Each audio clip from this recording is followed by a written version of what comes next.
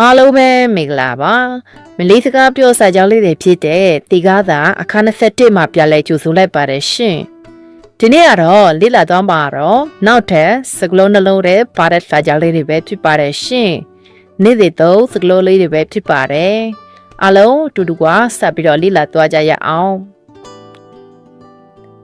မာလာမလဲလို့ဘတ်တိုလ်က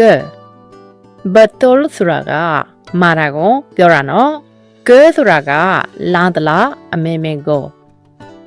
ဘတ်တိုလ်ကဘတ်တိုလ်က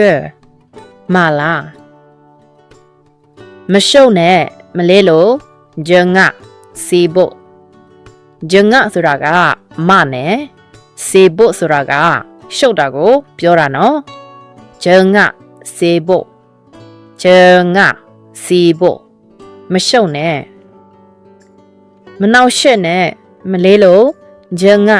ကာကြောက်ဂျငါဆိုတာကမနဲ့ကာကြောက်ဆိုတာကနောက်ရှက်တာကိုပြောတာနော်ဂျငါကာကြောက်ဂျငါကာကြောက်မနောက်ရှက်နဲ့ကျက်တနာမရှိဘူးမလေးလို့တာတဲ့မဆာလာတာတဲ့ဆိုတာကမရှိဘူးမာဆာလာဆိုတာကပြဿနာကိုပြောတာနော်တာတဲ့မာဆာလာတာအတဲ့မာဆာလာပြဿနာမရှိဘူး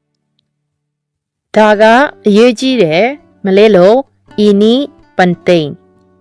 အီနီဆိုတာကဒါဒီဟာကိုပြောတာနော်ပသိန်းဆိုတာကအရေးကြီးတာကိုပြောတာပါ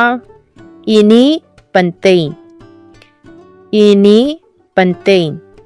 ဒါကအရေးကြီးတယ်အဲ့ဒါကောင်းတယ်မလဲလို့ဘာဂိုစ်အီတူဘာဂိုစ်ဆိုတာကကောင်းတာကိုပြောတာနော်အီတူဆိုတာကအဲ့ဒါကိုပြောတာပါဘာဂိုစ်အီတူဘာဂိုစ်အီတူအဲ့ဒါကောင်းတယ်ဒါပြီးရဘာလဲမလဲလို့လပတ်အီနီအပလပတ်အီနီဆိုတာကဒါပြီးရအပဆိုတာကဘာလဲလပတ်အီနီအပလပတ်အီနီအပဒါပြီးရဘာလဲ